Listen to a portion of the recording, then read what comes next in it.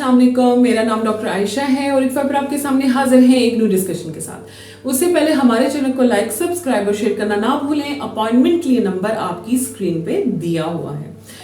आज हमारे पास बहुत क्वेश्चंस थे, बहुत ज़्यादा ही कमेंट्स थे और स्पेशली फेसबुक पे इनबॉक्स भी बहुत ज़्यादा था कि आप स्किन केयर रूटीन के बारे में डिस्कस करें कि स्किन केयर रूटीन में क्या करना चाहिए आफ्टर 30s। और सबसे ज़्यादा क्वेश्चंस तो मुझे ये थे कि आप अपना बताएं कि आप कैसे मेंटेन करती हैं अपनी स्किन को 30s के बाद और उसको कैसे लेके चलती हैं और क्या क्या चीज़ें आपके लिए ज़रूरी हैं जो आप अपनी रूटीन में यूज़ कर रही हो, जो आपके लिए बेटर है और जो हमारे लिए बेटर है और जो नेचुरली सब यूज़ कर सकते हैं, जिसका कोई साइड इफेक्ट भी नहीं है। तो चलिए इस पे बात करते हैं। तो अर्ली 20s में जैसे कि आपको पता है कि नेचुरली आपकी स्किन में कोलेजन, इलास्टिन की प्रोडक्शन इतनी अच्छी हो रही होती है कि आपको छोटे मोटे स्किन के जो मसले हैं वो बिल्कुल पता नहीं चलते। पिंपल हुआ अगले दिन खुद ही रिजॉल्व हो गया, छोटा मोटा पिगमेंटेशन है, स्पॉटिंग है, कोई एक्जिमा बना, कोई निशान बना, हल्का फुल्का फाइन लाइंस है, एक दो दिन बाद बिल्कुल ठीक हो जाती हैं। तो नॉर्मल आपकी डाइट, आपकी एक्सरसाइज, आपकी लाइफस्टाइल मॉडिफिकेशन सेम रहती है।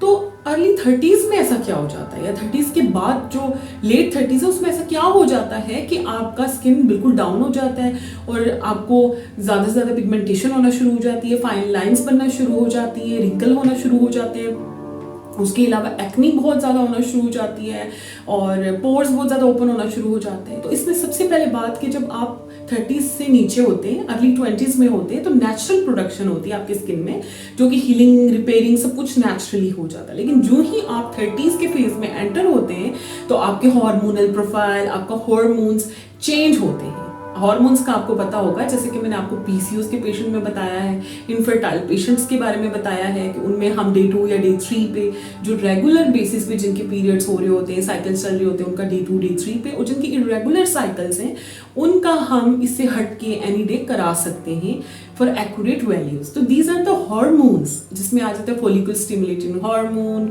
एलएच हार्मोन आ जाता है, प्रोजेस्टेरॉन, ईस्ट्रोजन। ये आपकी बॉडी के साथ साथ आपकी स्किन को भी इफेक्ट करते हैं और जो ये आप 30s को क्रॉस करते हैं ये आपके हार्मोन्स डाउन होने की तरफ चले जाते हैं। और सबसे इंपॉर्टेंट चीज है कि आप एजिंग को खत्म नहीं कर सकते बिकॉज ये अल्लाह ताला की तरफ से एक नेचुरल प्रोसेस है। हाँ जी, इसको डिले कर सकते हैं, टाइम से पहले हम इसको अडेप्ट नहीं कर सकते।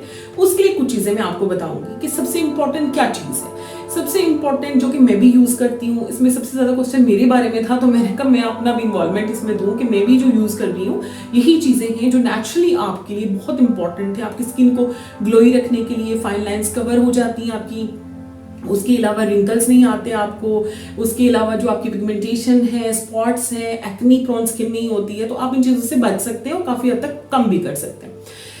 जैसे कि आपको पता है कि हेल्दी डाइट तो बहुत इंपॉर्टेंट है, यानी कि आपने पानी बहुत ज़्यादा इस्तेमाल करना है।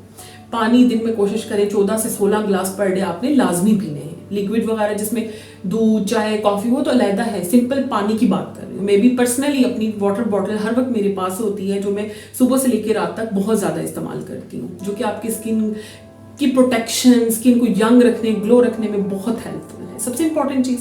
सेकेंड चीज़, एक्सरसाइज। पूरे दिन में आपका बेशक बिजी स्केड्यूल है लेकिन आपने एक्सरसाइज 10 से 15 मिनट, 20 मिनट कर लें, थोड़ा सा टाइम अपनी बॉडी के लिए जरूर निकालें। सर्कुलेशन अच्छी होती है आपकी स्किन की, फेस की, आपकी बॉडी की, आपकी स्किन ग्लो करे। अगर आप अंदर से हेल्दी रहेंगे तो आप बाहर से भी हेल्दी रहेंगे। तो ये सारी चीजें ना इकट्ठे लेके चलनी होती है।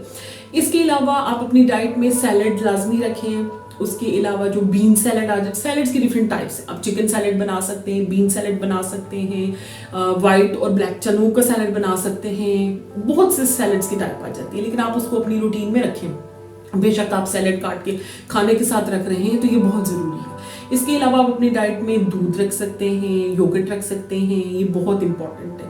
ये वो चीज़ें बता रही हूँ टिपिकल जो आपके घर में अवेलेबल होती है। उसके अलावा कॉफ़ी का इस्तेमाल बहुत अच्छा है एक्सफोलिएशन के लिए। आपकी बॉडी से जो गंदे मादे होते हैं, टॉक्सिन्स होते हैं, उसको एक्सक्रीट करता है, आपकी स्किन, फेस को ग्लोई रखता है, इंटरनल भी आपकी हेल्दी, आपके पूरे डाइजेस्टिव सिस्टम को हेल्दी बनाता है। इसके अलावा आ जाती है चीज़ सप्लीमेंट्स। सप्लीमेंट्स भी बहुत इंपॉर्टेंट है। आपकी बॉडी में किसी किस्म की डेफिशिएंसी नहीं होनी चाहिए। आपने डेली रूटीन में आयरन, मल्टीविटामिन, जिसमें सारे विटामिन आ जाते हैं, vitamin B12, B complex, vitamin E, vitamin C, सारे जितने विटामिन हैं सारी चीज़ें उसमें इन्वॉल्व हो जाती हैं। मैं भी डेली रूटीन पे यूज़ करती हूँ। एक और चीज़ मैं इसमें ऐड करना चाहूँगी कि आयरन, वाइटामिन्स कोशिश करें आपने हमेशा पानी के साथ लेना है, दूध के साथ नहीं लेना है, क्योंकि फिर उनकी एब्जॉर्प्शन पानी के साथ ज़्यादा अच्छी होती है। इसके अलावा नेक्स्ट प्रोडक्ट्स पे बात करते हैं कि आपने क्या चीज़ें ऐसी इस्तेमाल करनी है एक्सटर्नल तौर पे जो आपकी स्किन को हेल्दी रखती है। इसमें सबसे पहले आ जाता है सनस्क्रीन, क्योंकि जो सूरज की शवाएं होती हैं वो आपकी स्किन को जल्दी बूढ़ा करती हैं, एजिंग की तरफ लेके जाती हैं, और आपकी स्किन को डल करती हैं, फाइन लाइंस, पोर ओपन होता है, बहुत ख़राब करती हैं। ऐसा नहीं है, सूरज तो अल्लाह ताला की दी हुई हमें नेमत है जिसके बहुत से फ़ायदे हैं, लेकिन इसको इस्तेमाल करने का एक तरीका है, इसको एक्सप्लोर करने का एक तरीका है कि आप जब इसकी तरफ आप अपने आप को एक्सपोज कर रहे हैं तो आपने फेस नहीं अपना बैक करना है, और किस हद तक इस्तेमाल करना है, उसकी प्रोटेक्शन के लिए क्या इंपॉर्टेंट है।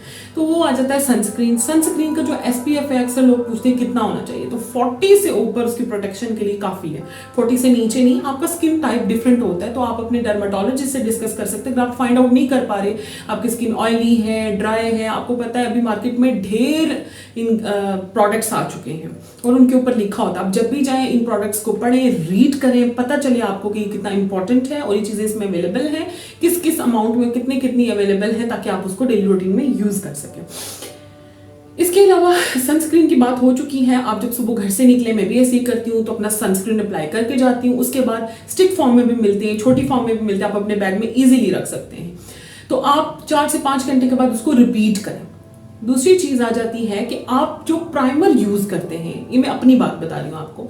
आप देखें उसमें आजकल बहुत से प्राइमर्स हैं जिसमें आगे एंटीऑक्सीडेंट्स होते हैं, एंटी एजिंग प्रोडक्ट्स आ जाते हैं, उसमें बहुत सी ऐसे प्रोडक्ट्स हैं जो हमारी स्किन के लिए बहुत अच्छे हैं, बहुत बेनिफिशियल हैं। लेकिन कोशिश करें कि प्राइमर के तौर पे आप एंटी एजिंग प्रोडक्ट्स में एंटीऑक्सीडेंट आ जाते हैं जिसमें कोलेजन, इलास्टिन, ऑलरेडी बहुत अच्छी कंपनीज के बहुत अच्छी जो प्रोडक्ट्स हैं बहुत अच्छी जगहों के उसमें पाए जाते हैं। तो आप उसको एज अ प्राइमर यूज़ करके ऊपर सनस्क्रीन अप्लाई कर सकते हैं। इससे आपकी स्किन को कोई नुकसान नहीं होगा, आपकी स्किन हेल्दी भी रहेगी और ग्लो भी करेगी, और उसके सारे जो ये डेफिशिएंसीज हैं वो पूरी होती जाएंगी। ये मॉर्निंग रूटीन आ जाती है, 4-5 घंटे के बाद आप इसको रिपीट कर सकते हैं। और रिपीट में इसके अलावा और क्या सीरम्स हैं जो आप इसके नीचे अप्लाई कर सकते हैं।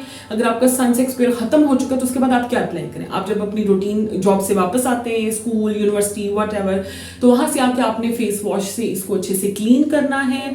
उसके बाद आप अपने स्किन पे अप्लाई कर सकते हैं जो एंटीऑक्सीडेंट यूज होता है, नियासिनामाइड यूज कर सकते हैं, हाइलुरोनिक एसिड यूज कर सकते हैं, विटामिन C यूज कर सकते हैं, जो कि आपकी स्किन की रिपेयरिंग, आपकी पोर्स की हीलिंग, फाइन लाइन को कंट्रोल करता है, ऑयल कंट्रोल करता है, आपकी जो पिगमेंटेशन, आपकी स्पॉटिंग, आपकी एक्नी सबको खत्म करता है और उसको होने नहीं देता। उसके अलावा जब आप ये रूटीन अप्लाई कर लेते हैं तो रात की रूटीन सबसे इंपॉर्टेंट आ जाती है। तो रात में इंपॉर्टेंट है कि आप रेटिनॉल पेप्टाइड्स का इस्तेमाल लाजमी करें, जो कि ऑयल कंट्रोल है, पोर क्लोजिंग है, fine lines, anti ageing, anti wrinkle है। तो वो आपको प्रोटेक्ट करेगा। होल नाइट आप अगर उसको अप्लाई करके सोते हैं तो सुबह आप उसको वॉश करते हैं। आजकल बहुत से फेस वॉशेस भी हैं, एज मिरेकल आ जाते हैं, लेकिन आपने उसके अंदर चेक करना है कि सारे इंग्रेडिएंट्स होने चाहिए जो आपकी स्किन के लिए बहुत बेनिफिशियल हैं, आपको कोई नुकसान नहीं देंगे। इसके अलावा ये है कि आप डेली क्लिनजिंग भी लाजमी करें। आपकी स्किन के लिए क्लिनजिंग बहुत इंपॉर्टेंट है। हफ्ते में एक दफ़ा आपने एक्सफोलिएट अपनी स्किन को ज़रूर करना है।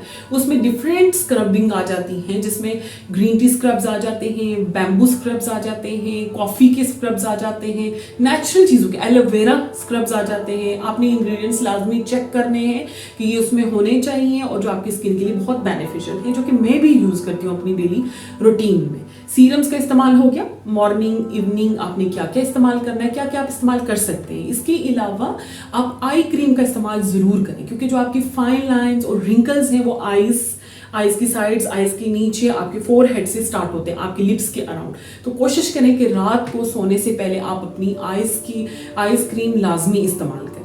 इन सब चीज़ों में कोशिश करें कि आप लैक्टिक एसिड, सैलिसिलिक एसिड, ज़ैलिक acid, hydroquinones, hyaluronic acid, niacinamide, vitamin C और भी जो भी विटामिन्स हैं, ये प्रोडक्ट्स इसके अंदर लाजमी हों, ताकि जिसकी वजह से आपकी स्किन को इनसे बेनिफिशियल और फ़ायदा भी हो और यूज़ भी कर सकें, उसका कोई नुकसान भी ना हो सके। आप इसके ऊपर, जैसे कि पेशेंट मुझसे पूछते हैं, बहुत से क्वेश्चंस आते हैं कि आप क्या यूज़ करते हैं प्राइमर के तौर पे, तो आप इसको प्राइमर के तौर पे यूज़ कर सकते हैं। आप जितने सीरम से अप्लाई करके ऊपर सनस्क्रीन लगा सकते हैं, उसके ऊपर आप अपना, लेकिन आप कोशिश करें कि जो आप फाउंडेशन, आप जो कंसीलर यूज़ कर रहे हैं उसके अंदर भी ऐसे कोई नुकसानदेह प्रोडक्ट्स ना हो जो आपकी स्किन को ख़राब कर रहे हैं।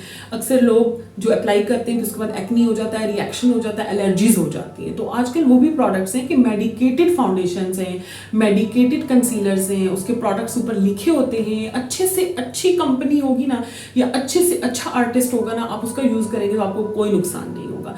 मैं अभी अपने प्रोडक्ट्स के नाम तो आपको नहीं बता सकती, मेरे साथ ये भी क्वेश्चन था कि आप बताएं आप कौन से प्रोडक्ट्स यूज़ करते हैं, लेकिन कोशिश यही होगी कि आप अच्छे से अच्छा यूज़ करें अपनी हैंड रूटीन के लिए, अपने फुट केयर के लिए, अपने हाथों की केयर के लिए, मसाज के लिए। ये चीज़ें बहुत इंपॉर्टेंट हैं। अगर आप फेस को ही लेते जाएंगे, आप अगर नेक को भूल जाएंगे, आपने अपनी नेक को भी अपने फेस के साथ लेके चलना है। आप अपने हाथों की, अपने पैरों की केयर भी इसी तरीके से साथ लेके चलनी है। आपके लिए मैनीक्योर पेडिक्योर आप घर में भी कर सकते हैं। आप नेचुरल इंग्रेडिएंट्स यूज़ करके उसको अच्छे से एक्सफोलिएट कर सकते हैं। लेमन का यूज़ होता है, ग्लिसरीन का यूज़ होता है। आप अच्छे अच्छे शैम्पूज आए हुए हैं, कॉफ़ी बेस्ड शैम्पू हैं, उसके अलावा एलोवेरा बेस्ड शैम्पूज हैं, आप वो भी यूज़ कर सकते हैं जिसमें किसी किस्म के कोई केमिकल्स नहीं होते।